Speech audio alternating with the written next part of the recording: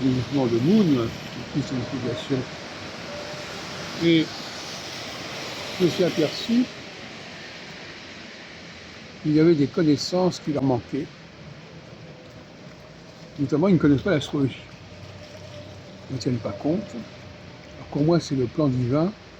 Et si on ne veut pas, si on veut vivre après le plan divin, il faut effectivement vivre après l'astrologie, après le cycle astrologique. Donc, j'ai suggéré à un certain nombre de leurs membres, à cette occasion, de reprendre le contact avec l'astrologie, parce que délivrer un message au nom du plan divin sans parler d'astrologie, c'est une plaisanterie. Ça ne va rien.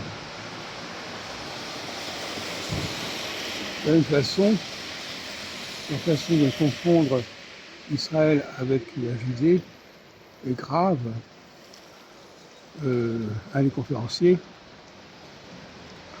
raconte que les Israélites sont revenus de Babylone en Judée, alors que ce sont les Judéens qui sont venus de Babylone en Judée.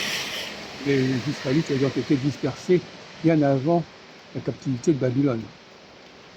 Parce qu'ils avaient créé un État au nord qui a été détruit par les Assyriens bien avant que l'État du sud le soit par les Babyloniens.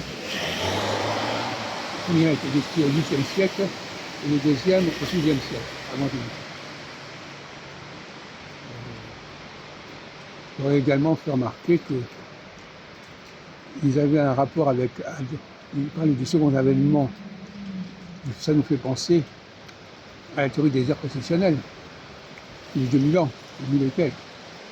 Et apparemment, Moon parle de cette période de 2000 ans sans se référer à cette théorie. C'est un peu embêtant. Cette théorie est justement liée au cosmique.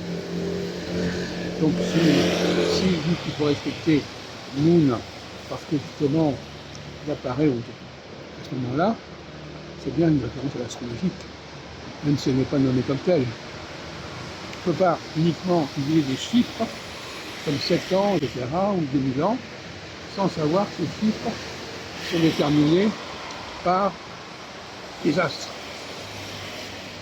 Une numérologie déconnectée par rapport à l'astrologie, c'est une numérologie complètement abstraite, tout comme la numérologie du droit constitutionnel dit que tel mandat doit durer telle année, c'est tellement abstrait parce que ça ne correspond à rien au plan cosmique.